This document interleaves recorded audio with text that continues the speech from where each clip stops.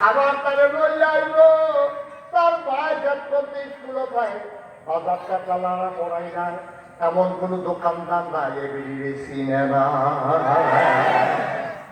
তুই তো তারও শেষ করছ, তার মারও শেষ করছ, তুই বিদেশ, তোর বউয়ে কখন হান্ডু হান্ডু করে বুড়ি বাজারও আনে, রাস্তা যায়, রিক্সাওয়ালাই চিনে, অটোওয়ালাই চিনে, রাইতের 12টা 1টার সময় ফুলাইয়ে ভাবি সইনা বালানি এইগুলি আবার কথা কয় জামাইল নাই, ডাক দেউ না নাই, এ বিদেশ এ বিদিয়ে আজাইরা ওইছে বাজাইরা।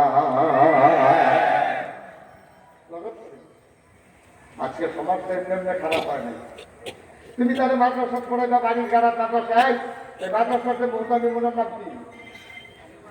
ইউসুফের ফলা বলো হ্যাঁ, এক ছেলে মায়ের বলা একটা, তাহলে এই একটা ছেলে একটা মেয়ের লেগে ইউসুফে আমার মাদ্রাসা দিচ্ছে তো সবার লেগে দিছে, কিন্তু কি মেম্বার করতেছে ইউসুফে?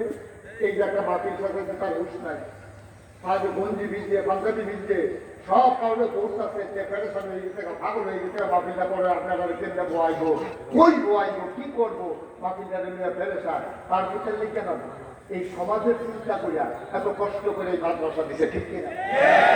আপনি কেজি স্কুলে দেন, মুসলমানের বুঝায় তারে ফিরাইবেন আউজুবিল্লাহ বিসমিল্লাহ, সে শিখতে হয় টুইঙ্কেল টুইঙ্কেল, সে টুইঙ্কেল টুইঙ্কেল পারে, আউজুবিল্লাহ বিসমিল্লাহ পারে না, খারাপ হয়ে যাবে মরছি না কপাল মালা, ঠিক কিনা? আল্লাহ দেখতে ওখানে বাসাই রাখছে, তাইলে আমরা বাসনের মানুষ।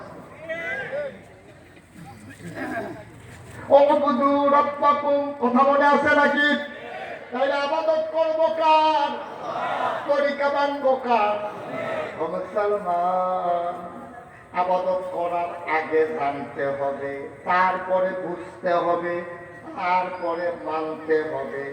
জানা বুঝার আগে মানতে গেলে পাঁচ লাগবে রে, জানার জন্য বোঝার জন্য হইল মারকাজুস সুন্নাহ আল ইসলামিয়া মাদ্রাসা, ঠিক কিনা? বুঝতেই হবে ইসলাম গতানুগতিক কোন ধর্ম না।